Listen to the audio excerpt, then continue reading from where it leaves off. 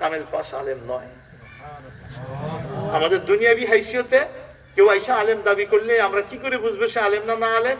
এজন্য আমরা একটা দুনিয়াবি হাইসিয়তে শিক্ষার একটা মান নির্ধারণ করছে যে তাকে মাওলানা, কামিল পাশ, হাদিস থেকে হোক, ফিকহ থেকে হোক, তাফসীর থেকে হোক, কামিল পাশে একটা সার্টিফিকেট থাকলে সমাজে পরিচিত যিনি একজন আলেম। কথা বলেন না? একটা মান নির্ণয় করছে, কিন্তু প্রকৃত আলেমকে যে আল্লাহ এবং আল্লাহ রসুলকে চিনেছে, পরিচয় পেয়েছে।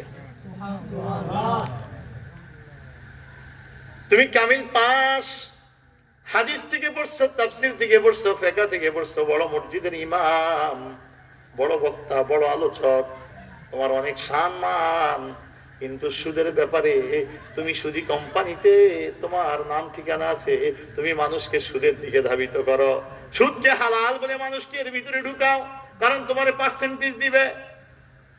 তুমি বড় আলেম, বড় ইমাম, কিন্তু নিজের মোবাইলে অশ্লীল ছবি রাখো, গোপনে গোপনে অশ্লীলতা তুমি দেখো। তুমি বড় আলেম, তুমি বড় ইমাম, কিন্তু নিজের দাড়িগুলো সুন্নাত তরিকায় যতটুকু রাখা, তার চাইতে তুমি নিজেই দাড়িগুলো ঠিক মতো কাটো না, সুন্নত ঠিক মতো তুমি আদায় করো না, সুন্নতে তোমার ঘাটতি। আসলে তুমি দুনিয়াবি সার্টিফিকেট দাঁড়ি আলেম হইল, আল্লাহর কাছে তুমি সত্যিকারের আলেম নয়। ঠিক না বেঠি? আল্লাহর কাছে সত্যিকারের আলেমকে আলেমরা জানে, আল্লাহ নিজে কোরআনে বলছে ইন্নামা ইয়াখশাল্লাহ মিন ইবাদিহিল উলামা, ইন্নামা ইয়াখশাল্লাহ মিন ইবাদিহিল উলামা। আল্লাহর বান্দাদের মধ্য থেকে, মিন ইবাদিহি, তার বান্দাদের থেকে, ইয়াখশাল্লাহ, আল্লাহকে যথার্থ ভয় করে উলামা, আলেম। আলেমকে যার ভিতরে আল্লাহর ভয় সবচেয়ে বেশি, তাকওয়া সবচেয়ে বেশি, কথা বুঝেন নাই? সে আলেম, সে আল্লাহকে চিনছে।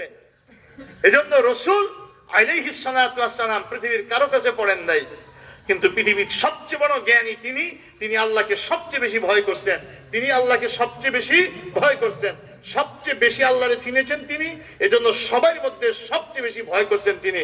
আল্লাহ রাসূল নিজে বলছে ইন্নী ইনদাল্লাহি আতকাকুম, বুখারী শরীফের হাদিস, ইন্নী ইনদাল্লাহ, নিশ্চয়ই আমি আল্লাহ পাকের নিকটে, আতকাকুম, এটা ইসমে তাফজিল, তোমাদের মধ্যে সবচেয়ে বেশি আল্লাহকে ভয়কারী, আমি সবচেয়ে বেশি ভয়কারী। জোরে বলেন সুবহানাল্লাহ। এই ভয়ের আলামত কি? এই যে এখানে আমি একটু সামনেই বলবো, আমি একটু আগে বলছি, ইবাদুর রহমান, আল্লাহর বান্দা যারা দাম্ভিক নয়, অহংকারী নয়, নিজকে কিছু ভাবে না, বরং আল্লাহর কাছে চলে যেতে হবে স্বীকার করে, তাদের 11টা। কয়টা? কয়টা?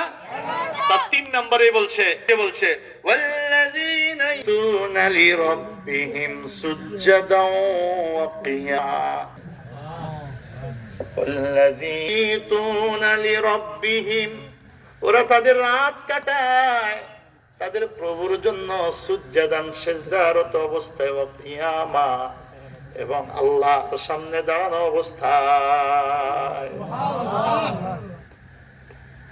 এই জন্য পৃথিবীর বুকে আল্লাহর সবচেয়ে প্রিয় ছিলেন মুহাম্মাদুর রাসূলুল্লাহ, সবচেয়ে প্রিয় মুহাম্মাদুর রাসূলুল্লাহ সাল্লাল্লাহু আলাইহি ওয়াসাল্লাম।